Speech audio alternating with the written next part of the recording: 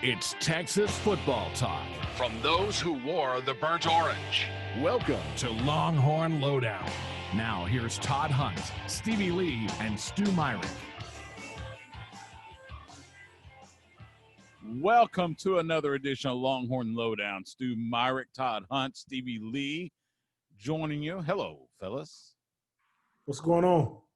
And joining us in the virtual lounge this week, he misses football so much he decided to wear his helmet. He is the pride of Jersey Village High School in Houston. Played at Texas from 2002 to 2006. A couple years with the Broncos, and one of the best running backs that ever came across the 40 acres. Selvin Young, how are you, man? I'm doing pretty good. How's it going? I'm good. Oh, there we go. Now we get to see the face. Yeah. Say, you weren't that ugly in college. Oh man. No, I have I don't know. This is Bo Scape's helmet. Oh wow. Oh, really? Okay. I've had it ever since, his senior year. He dropped that thing and I took it and I just kept it. Are you serious? All right. Did you get yours too? We gotta get Bo on next week to talk about this helmet then. Yeah, I'm not Bo sure if on. he knows. I don't know if I told him. That's funny. I take that back. I did tell him. He signed it for me. He did? Okay, well, good. Okay, we got the autograph. Okay, good. That's good stuff. That's pretty cool. That's awesome. That's funny if he signed that and then I didn't, because I don't remember. But anyway, what's happening, fellas? Hey. Nothing much, man. Well, man, how's your family? How's everybody doing during this crazy pandemic time? It's been tough for a lot of people. Family has been good. Fortunately, we haven't had any COVID situations or any deaths from it. I've lost a cousin and lost some relatives and stuff like that to other things. But family's good. Little brothers are great. Mom, dad, we've been blessed. Well, I'm glad to hear that. Really glad. Now, where are you now? Are you in Houston? I'm in Houston. In Houston. Okay. All right. Yep. This town. Well, and that's where you grew up, right? Correct. I grew up. I roamed all over Houston. I'm a Houstonian, full blood and through. North side, east side, west side. I lived all over the city. All right. Do you have a favorite part of Houston, or was it all just H-Town and you loved all of it? I loved it all. I mean, Fifth Ward is where a lot of my family and I grew up as elementary school and stuff like that, and in the Clinton Park area for another part of middle school and the Cypress area. So, the whole north to northwest side of Houston, I love it, but then I was an Astroworld baby. I went to Astroworld. I had a lot of family on the south side of Houston as well. So, if I was to say anything's my favorite place right now, it would probably be the golf course, and most likely whichever one I found on Golf Now is probably my favorite part of the city. Absolutely. What was your favorite ride at Astroworld? You know what? The one that I got threatened to get a whooping on as a kid, I still remember to this day.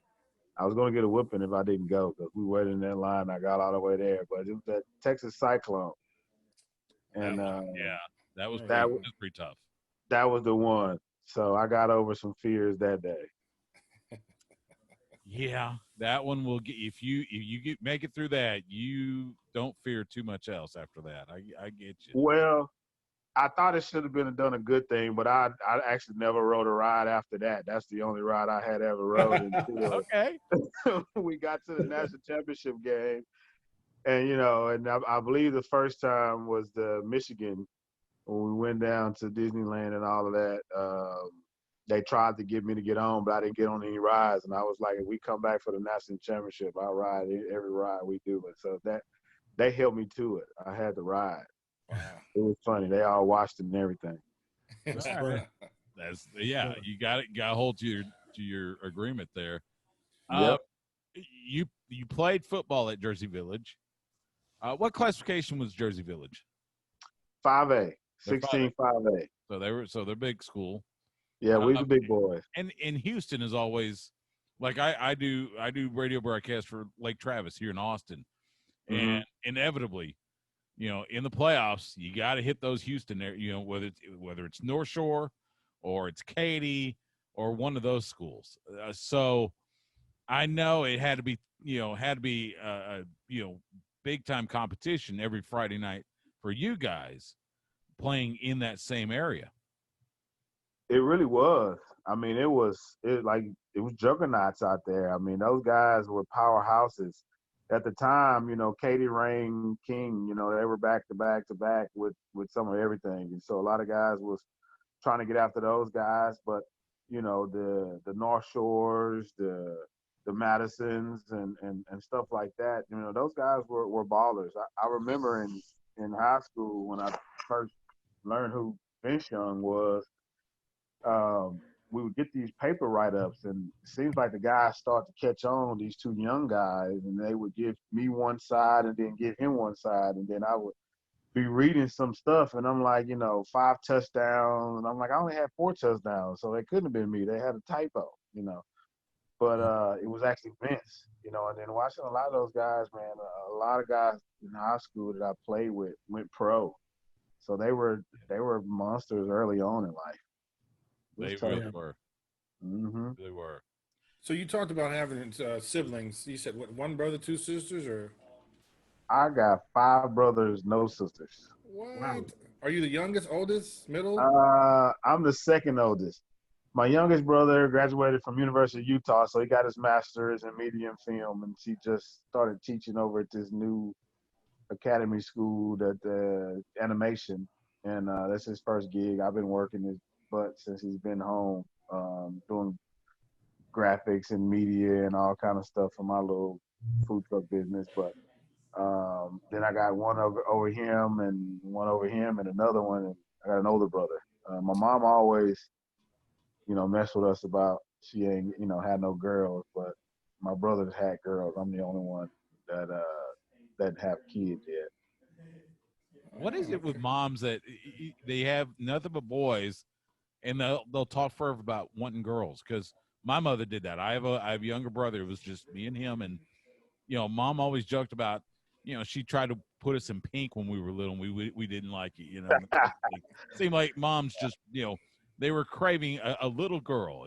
So I guess your mom was probably like that too, having 5 boys. Yeah, most definitely. I mean, she definitely used to let us know, because she would always say that, we would always try to like get out of her arms and be gone.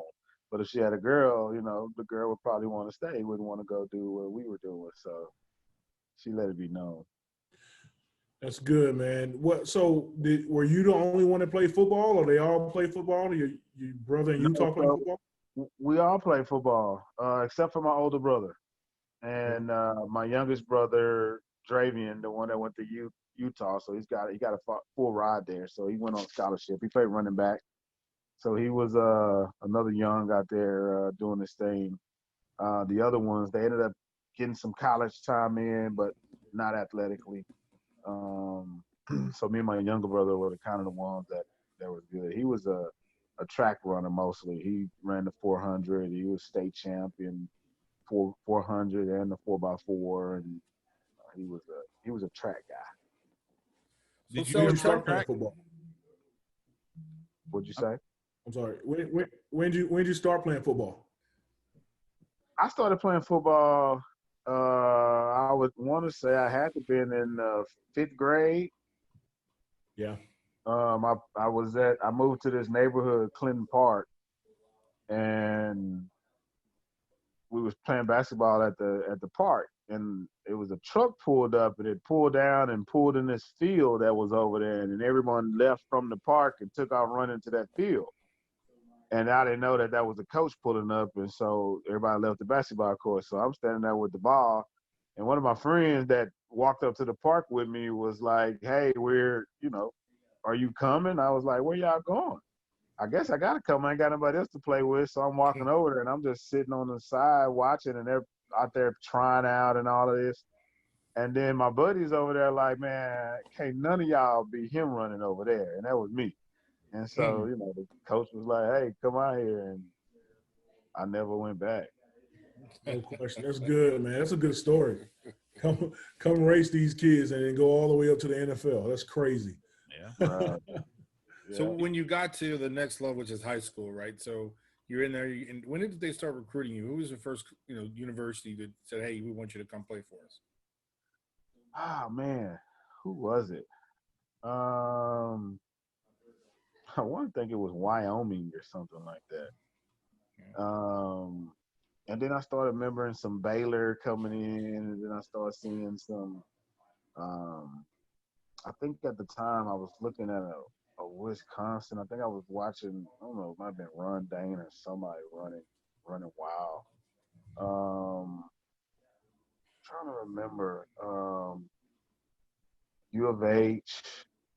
And then I remember, I think my sophomore year, because after my sophomore year, I ran for like 2,000 and something yards.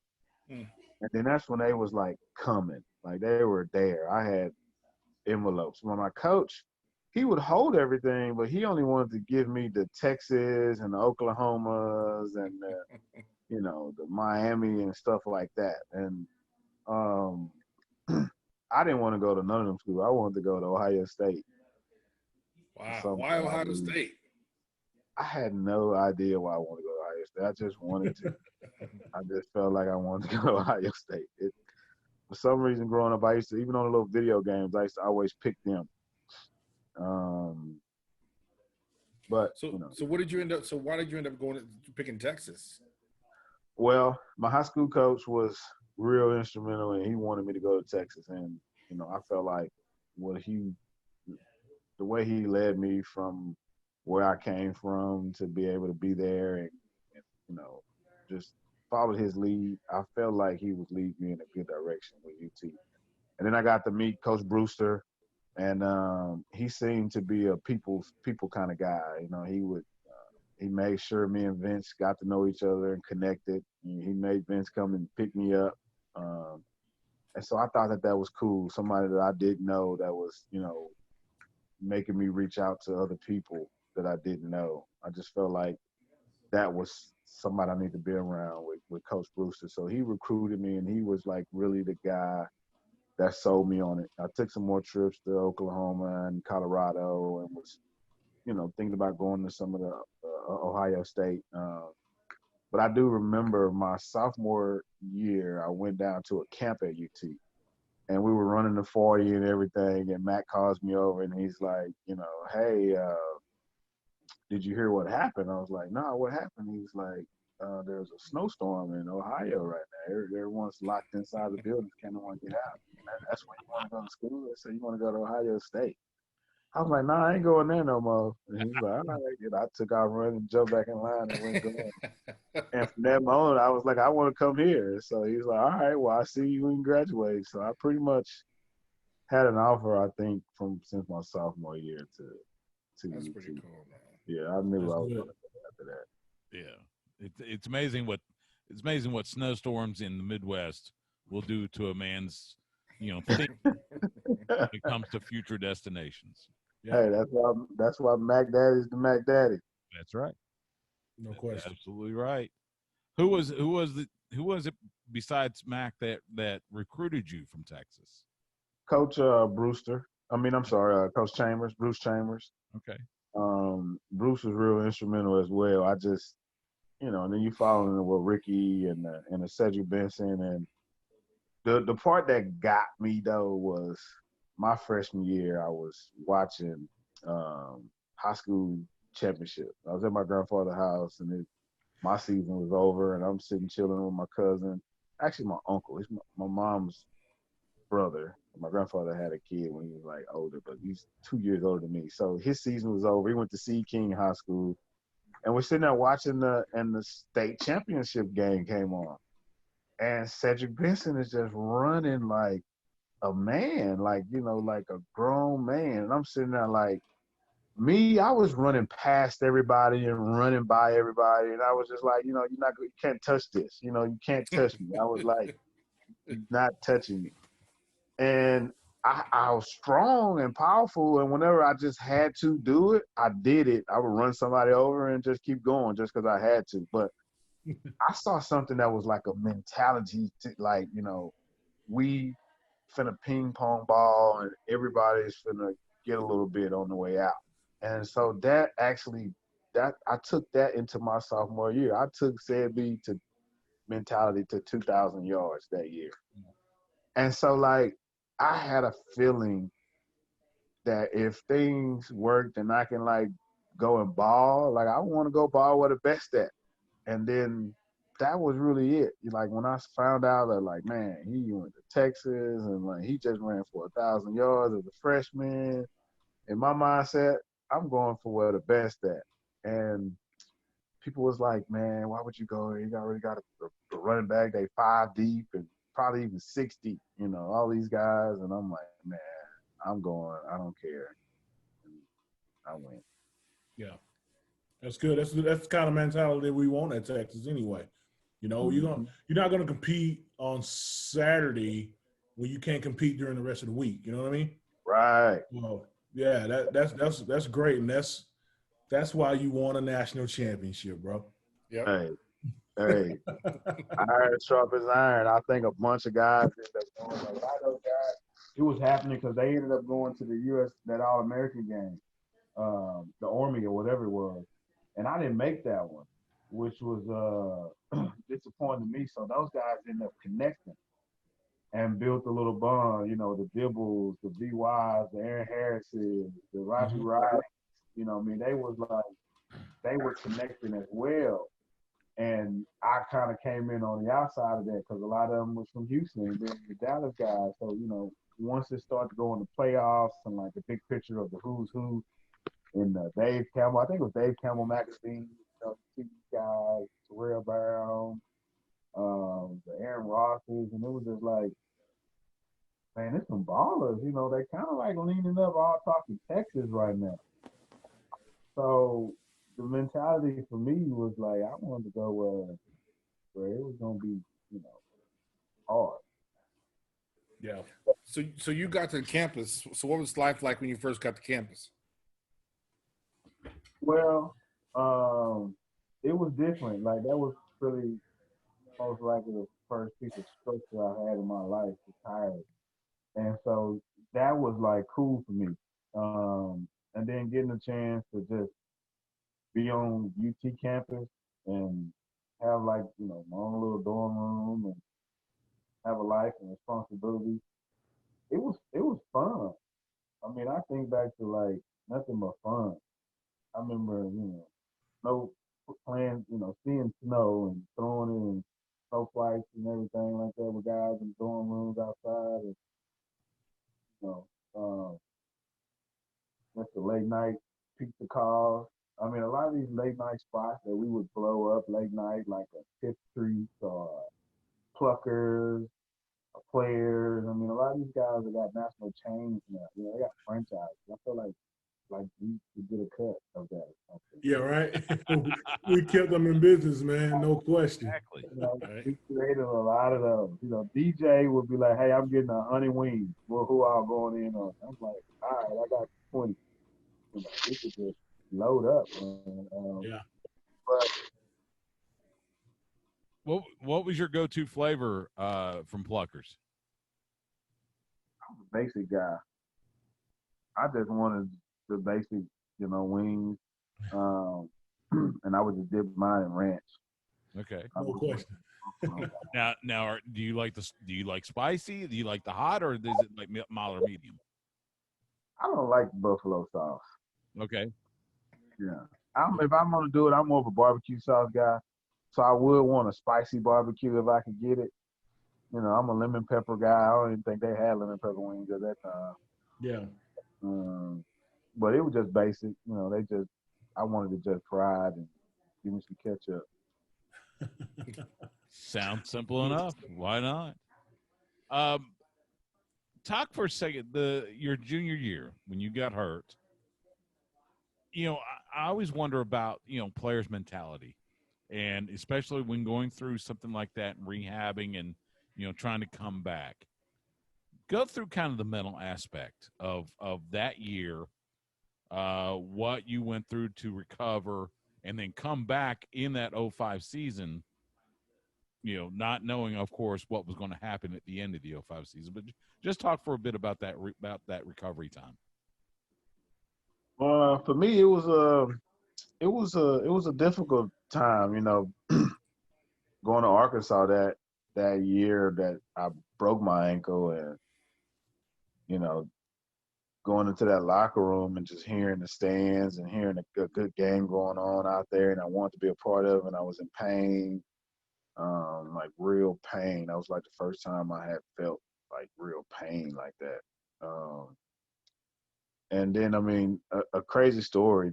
Me and Dr. Windler, um, first off, they didn't have a cart to like move me around in. So they had me in this little mash buggy that they was pulling me around the stadium. They take me to one side and the x-ray machine didn't work. And they take me to another side and something didn't work. I was like, man, we can't move anymore. We staying here. Nothing's making us move. And then like police and dogs come in and the guy's like, hey, everyone out. Tried to take the doctor out and was like, we'll come back and get him. And they're like, bomb threat. And I'm like, bomb threat. And they're like, we need to look in the roof and the ceiling and clear the room. And I'm like, man, I don't think I can move. This leg is broke. And, Dr. Windler's like, hey, we're going to blow up together. If he's not leaving, I'm not leaving.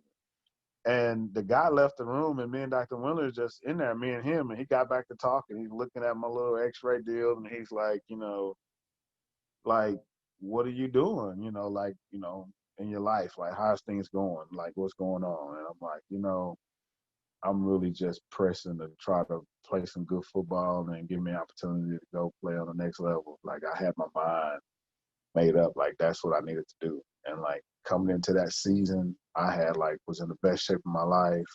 I think I had one of the best football games the game before. Coach Brown, come to me and tell me, hey, you go in the game, you're not coming out. This is your position. And like I went in and broke my ankle. I'm just sitting there. He's like, where's your life? What? And he's like, what are you going to do if you didn't have football? I was like, well, I always told Miss Bryant if I ain't have football, I'd make straight A's. So I guess if I ain't got football, I need to go make straight A's. And he was like, well, if you could do that, what I could do is I can take this little bone here and, take all this out, put a rod here and a plate here and put a screw here and a screw here. And he counted them out. He was like, that'll be 11 screws, and this thing will be solid and be stronger than it's ever been. And when you get ready to make a cut and plant with all of that stuff in there, there is no problem. You shouldn't have any fear planting on that foot. And for me, in that mindset, it was like, okay, so I just need to do what I need to do. He gonna do his part. I'll be back in this same position, and all I got to do is be in shape and ready to go when it's time to go. So my mindset from that moment in that locker room under that bomb threat that I was going to, like, take care of my business with the school, get my rehab in, and then be ready for the fall season. And that it kind of it didn't happen like that. Dr. Windler is a good dude, man. He's one of those people on staff over there that really cared about us, man. When I broke my foot, I'd see him today, He's like, hey, man, how's your foot holding up? I'm like, Dr. Windler is good. Like, he remembers all surgeries, too. He probably remember every single screw he put in your foot, Selvin. He's one of those. I bet he do. Mm-hmm. Next time you see him, man, tell him. Matter of fact, I'm gonna text him here in a little bit and tell him we talked about him a little bit. Yeah, absolutely. We might need to get him on this podcast. Actually, I was back there when I played too. He's cut in a bunch of people. He has. George W. Bush. He's cut in. I didn't know that one. Yeah. Well, he didn't cut into me, so he didn't get them all. Good stuff. Oh, that's funny. There's a lot. I know this has been made. A lot been talked about it. The 4th and 5 at the Rose Bowl. You make that key block. You make that block that lets Vince get loose. Tell me what you saw from that play. Whatever you recall, tell me what you saw in that play, in that formation, and how was it just kind of a blur? It definitely wasn't a blur. It's slow motion, you know. It was a play call that we ran back to back. You know, we went menu 2. We saw the defense that they was in the first time. You know, they would drop the defensive end and bring a guy on the other side for the blitz. We ran it back.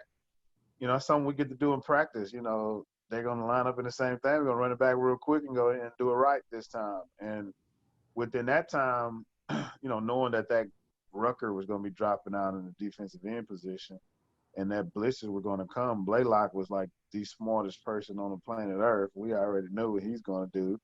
He's going to hit anybody coming across his face, which is playing ball.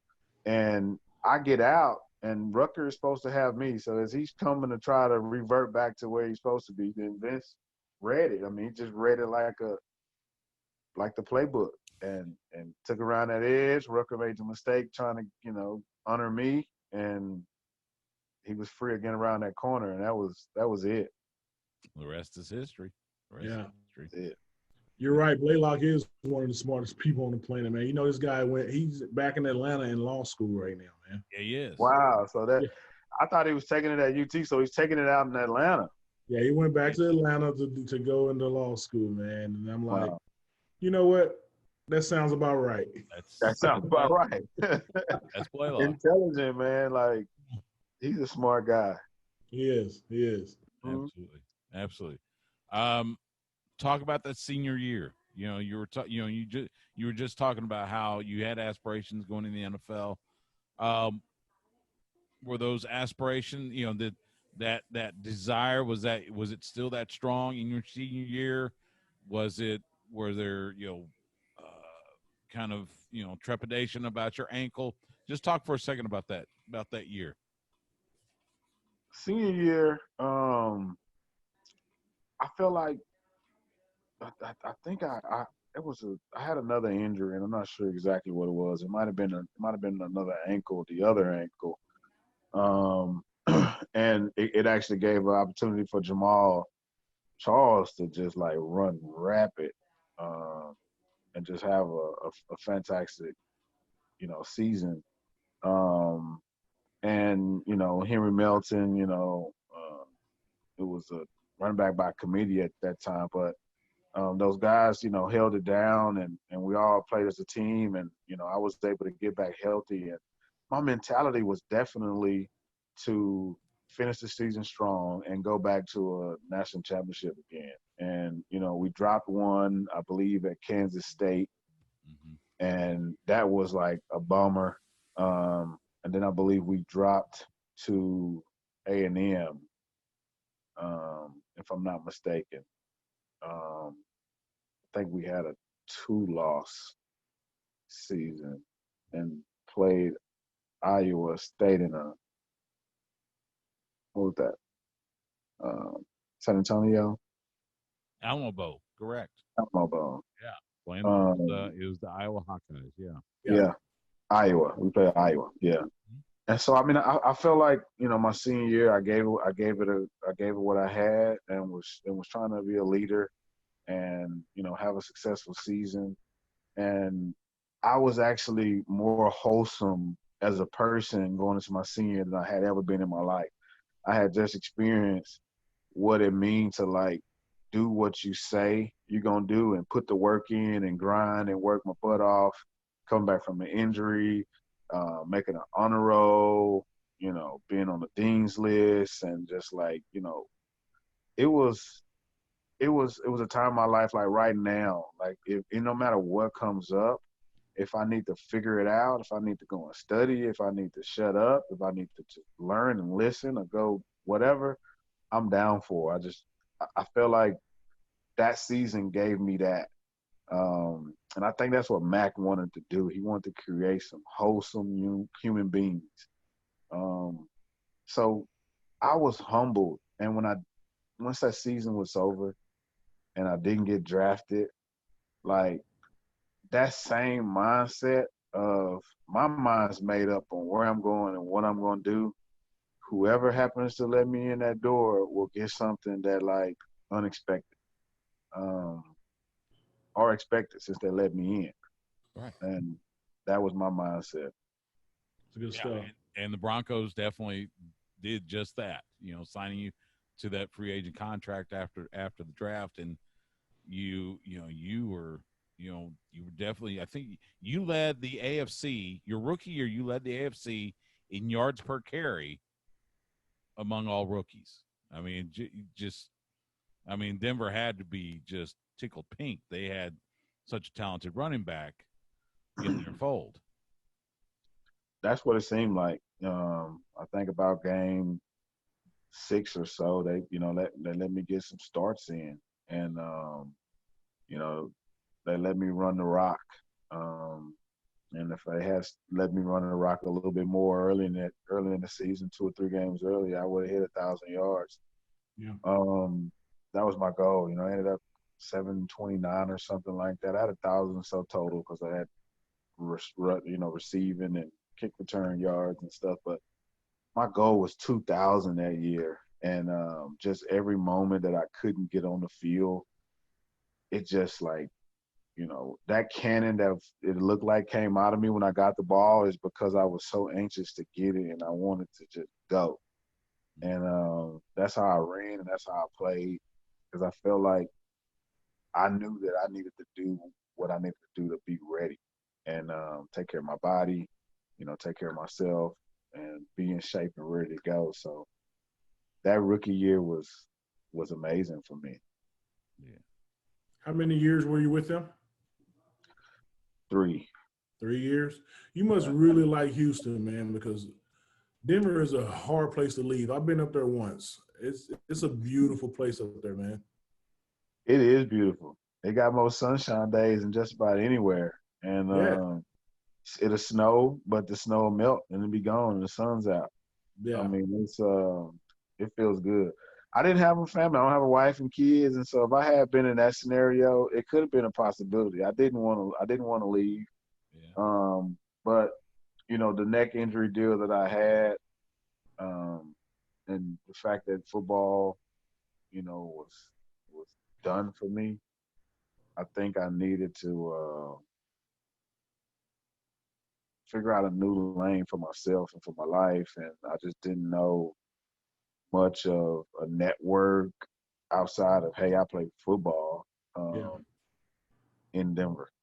Yeah. It's good stuff. It is. What did it mean to you to get your T ring? Man, for me, like, crazy part, I think it probably meant more to Miss Bryant and Cleve and BD, Brian Davis, and, some of those guys. For me, I knew I was going to graduate. I knew I was going to do it. There were some lackadaisical, I guess, nonchalant about it around the way. But for me, once I did it and I accomplished it, it's just another thing that I was able to say, man, I said a long time ago and said this was what I was going to do, and I did it. I'm a goal setter. I still set goals, and I got to get them. So that was cool. And to know I walked across that stage, I went to UT, I graduated. I feel like a part of, a tradition and a history. Yeah. In the future. That's good, man. Selvin, we had never had a doubt that Selvin would go get his degree, man. He's just one of those heady guys on the team. We knew he was a good one, So, some of the other knuckleheads, you have to say, hey, man, you need to go get your T ring. Not Selvin. Yeah. Nah. Well, and especially the fact that you got it while you were still, you were still on the team and still a student. You didn't have to come back and get it. You took care of it right then and there, and it was all good. By the time you left for the Broncos, you were a UT graduate. I was a UT graduate. And that was a big thing for me. That was part of me coming back from my senior year, because I just felt like I hadn't got a chance to have that running back position and own it as my own.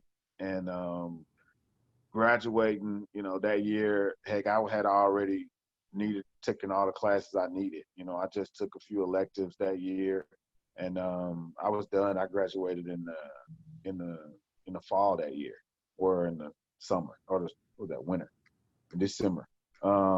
So that spring, I was able to be out training and getting prepared for that rookie year. And that was huge for me. When you were at Texas, who was there one or two guys that you kind of stuck around with? You guys were kind of inseparable. You'd go out, whether it was to players or pluckers or wherever, or just talk for a second about that.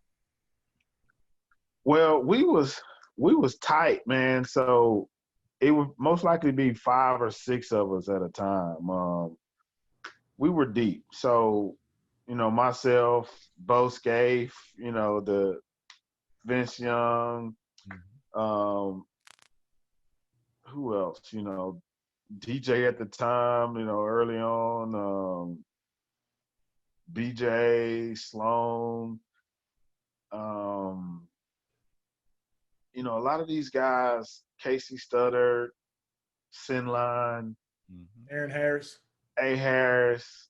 I mean, we had offensively, we had our days. Tuesdays, Thursdays, we're going to, Texas Land and Cattle. We're gonna go, do some of our own personal stuff, pound that rock, and get ready for the game, for the week. So we was tight.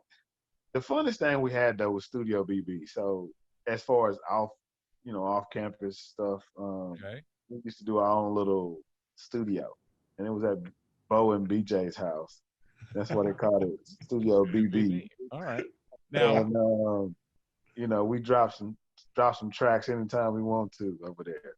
Man, y'all need to release those tracks, man. Hashtag release the tracks. Not release those tracks. We cannot release those tracks. Hashtag release the tracks. Are gone. The best thing that happened was who was that? I want to say, what's the name of that? The dude Tom was our friend on there. Was it? Man, what was that? What's like the first social media app, a thing that came out? Tom was MySpace. MySpace, yeah. Thankfully, MySpace integrated and all of that stuff didn't transfer over, because if it did, people can go and find it right now. And I went, and it's not there. It won't play. So come on, man. I think a lot of people are grateful that MySpace doesn't have a lot of the stuff it did. Hey, exactly. I need to go find Tom. We need to reboot, man. I need these tracks, bro. He's got to be an archive somewhere. You know what? That I would never tell. I would never tell. But the only I don't have any kids, but if I ever get to a point where they try to say, "Oh, my dad ain't cool, like he don't understand hip hop or something like that," I may go and dig out a tape. There you go. No question. You should. I might do that. You should. Well, listen, I know that you recently did a food truck situation with somebody the Longhorns, I think, came your way about a couple weeks back, 2 or 3 weeks back. So I wanted you to talk about how you got into doing food trucks. Shit, first off, I love to do a Longhorn food truck, for UT or something like that. I wait for that phone call. The food truck thing came along with me I had a barbecue restaurant, and actually when UT came down, I think I played Rice at the Lion. I fed the team after with my restaurant and stuff like that. That was pretty cool to have G Money and Cleve, those guys come in my business and write a check, and actually swipe the card, buy a few $1,000s worth of barbecue from me. That was pretty cool. Nice. And then I kind of just, me and my dad built it out, and I learned how to basically open and operate a restaurant. And I ended up buying a food truck and selling the food truck, and saw the demand for food trucks and sold mine, and ended up building 2 more and sold those, and built 4 more and sold those, and I'm at 60 something that I've built so far. It's pretty cool. It's pretty cool. All right, so just out of curiosity, How much does it cost to build a food truck? You know what? That's one of them things that I have to say. It depends on what you put in it. Yeah. You know, if you want to go get a brand new truck straight off the street, I mean, you know, straight out the press from the manufacturer that makes the body. You got a Morgan Olson, you got a Utility Master, you got a Freightliner, you got the guys that make the chassis, you got the Ford, you know, you got the Chevy. Um, um, Brand new, those trucks themselves run about 70 grand just the truck, brand new. And is that before you outfit it? That's just shipping it from the manufacturer, brand new truck, empty That's the shell. truck. All right. Before I do anything to it, you know, and to do anything to it to make it beautiful, the way people would want the operating fully pass and roam around the United States of America would probably cost another 70, 75, you know. You got 140 to spend, you can get a brand new 2020 step van fully loaded. Wow. But the crazy part is that's what I do it for. But everyone else in America is doing it for like 225. You know, like that same truck. You go to Florida, you go to California, you know, other places in Houston, in Texas. That's 225 for that same deal that I would do 140. Yeah. And I'm not charging enough. Are you gonna change? Hey, put your prices up there, man. I'm about to say, raise it. Yeah, raise them. I need to. Yeah, and that puts you in the category of all those other guys. They already know the name, and hey, man, go and get what you're worth, man. Don't short sell yourself, because they will. You know what I'm saying? No doubt. No doubt. Yeah. And especially today with the popularity of food trucks, and you know, we see I know it's all over Houston. We see it here in Austin with all the different little lots that have like 5 or 6 different food trucks parked there selling their food, and you know, I gotta imagine that market pre-pandemic at least is pretty hot right now. I would think the pandemic had made them hotter, man. All the bars in Austin, That's true. they're opening up because the food truck is there, so they can classify as a restaurant. Yeah. Exactly. They're doing that in Houston as well. Like a lot of people are shut down right now because they don't meet that food quota that's needed. 51%. Yeah. Yeah. Absolutely. Yeah. You also have something called Farm to Neighborhoods, and you've been doing a lot of work with that, not only for retail, but you've been helping out some people. Talk about Farm to Neighborhoods. Yeah, it's a pretty cool deal I created. I have a friend of mine, Brent. He's the CEO of Brothers Producers. Got one in Austin. I got Dallas, Houston, big Texas chain. We're golfing, and he's just, you know, telling me about opportunities that are out there as far as produce, and he's thinking about these produce bids that were coming in from like government contracts and, you know, these box deals and stuff like that. He didn't get it. The guy was kind of sad. You know, we're playing golf, and he's just really thinking about that. I'm like, you know, well, what was the whole purpose of it? He's like, people are hurting right now, so the purpose was to like help people that, you know, need some food and just need some help right now. And I was like, so, you know, what they were doing? And he was like, they're basically subsidizing boxes. You know, I go through and make an assortment of different items and put a box together. They basically pay for the box. And so I was like, well, you know, that sounds interesting. Like, let's just do it ourselves. Like, instead of having the government do it, let's just figure out a way to do it. He's like, well, you got to figure out somebody to pay for it. And I was like, well, I'll create a little business that sells fruits and vegetables online, and people can go and buy produce boxes of mixed fruits and vegetables. And if they wanted to buy a box for me to give away, I'll just have a box on there that they can add to the cart for me to give away. And people were doing both, buying boxes for themselves and buying boxes for me to give away.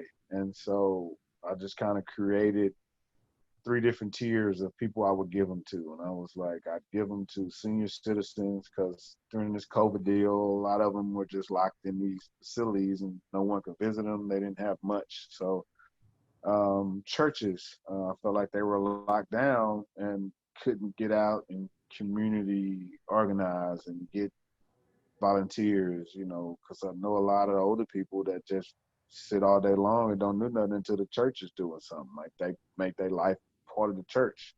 And that was gone. And so I felt like, you know, a lot of the youth with fresh fruits and vegetables and in my community, that's like, you know, give me some candy, not fruits and vegetables. But I felt like with the youth, it could be used as an educational tool, nutritional tool. The educational tool was more, I'm a hustler. I like to work. I like to sell food trucks. I'm an entrepreneur. So when I say hustler, I mean entrepreneur. And I felt like with these boxes in the youth, instead of young people out there selling candy and making world famous chocolate rich, people buy boxes that go to the grocery store that buy groceries. This, I mean, it's a great website. Go to www.farmtoneighborhoods.com. You can see the boxes. I'm looking at it right now. I got fresh produce boxes. I may have to order this delicious fruit box. I love fruit. And you've got the option to do a donation box as well, where it'll go to a family in need. I mean, you know, what a great endeavor. It's really neat that you've got this up and running, and I That's hope a pretty lot of cool. people help you out. I think. Yeah. Um, it's been going. It's been going good. I've been able to hit all three phases. I've been able to pull up in these senior citizen facilities and watch a bunch of old people walk in a room full of tables loaded with fresh fruits and vegetables, and they grab them and they crying and they having flashbacks saying how they used to grow it in their backyard and stuff. And the first time I did it, I was just, you know, kind of like not throwing something together, but doing something because, you know, Buddy was telling me how it was something that had been created to help people. And I just was, you know, things wasn't just going good for me personally, and, you know, wasn't selling a bunch of trucks. And I felt like if I could help somebody, then maybe I'd be able to help myself or feel better or some shit. I don't know. But I started getting these churches after the old folks facilities. And I would just hit these churches and say, hey, man, I got a bunch of product. Do you have the ability to organize your volunteers and like reach out to the community? I can give you all the information you need, flyers. I got videos created. I got a bunch of stuff. And like the pastors of these big churches like really needed it and loved it and like pulled it off. And, you know, so like I really haven't been doing much as far as advertising myself personally. I make the flyers, I create them, I go post them up in the neighborhood, the location we're going to be at. I try to reach out to a few of the neighborhood leaders or advocates that I can see from each territory and kind of get them engaged in it on the Facebook and the social media. So like what I've learned from building food trucks and marketing and all this strategy stuff like that has actually been, I've been using it to get people to see that there's free food being given out in groceries. And then with the young people, like lately, I've been able to have like the last food drive out there. We're on week 17, by the way. So like I've only been doing this for 17 weeks, and we've been at 17 different locations. And each location, we've been able to feed about 300 or so people. But each person, if you look at that box on that website, it feeds a family of 5 for like a week and a half to 2 weeks. It's a lot of stuff. So if we was able to do 300 people each time, that's 300 people for 7 days or more worth of stuff. So where all this stuff coming from, how I'm able to pull it off, it still beats the hell out of me, but it's happening and people are helping me. Good. It's good stuff, man. I like it. You can follow Farm to Neighborhoods on Twitter at Farm to Neighbor. They've also got an Instagram page at Farm to Neighborhoods. So check them out on that, as well as Facebook. So make sure you check that out. And again, www.farmtoneighborhoods.com to see what they're offering and to make your purchase and help those in need. I think I may have to get that fruit box. That looks really good. Yeah. Selvin, man, this has been a lot of fun getting to talk to you. Again, some great memories from your days back here at the 40 Acres, and man, just so proud of what you've accomplished out, post football, especially with your businesses and your life, and just really an honor to get to visit with you today. Hey man, I appreciate it. Thank you guys for having me on. It's always good to flash back and put my mindset back into those good old times. And actually, every time I do it, it motivates me and gives me a little extra juice. So this was therapeutic for me. I appreciate it. Well, good. Well, good. This is good, man. It was good seeing your face. It was good seeing your face in the helmet first. Yeah. And man, yeah. I'm glad that we got a chance to catch up, man. I'll shoot you my number, man. You let me know if you ever need anything. Yeah, for sure, man, for sure. Hey, you know what I do need? If you wanted a task, I started, with the produce and with the meat and, giving it away. But I have the ability to sell to grocery stores product.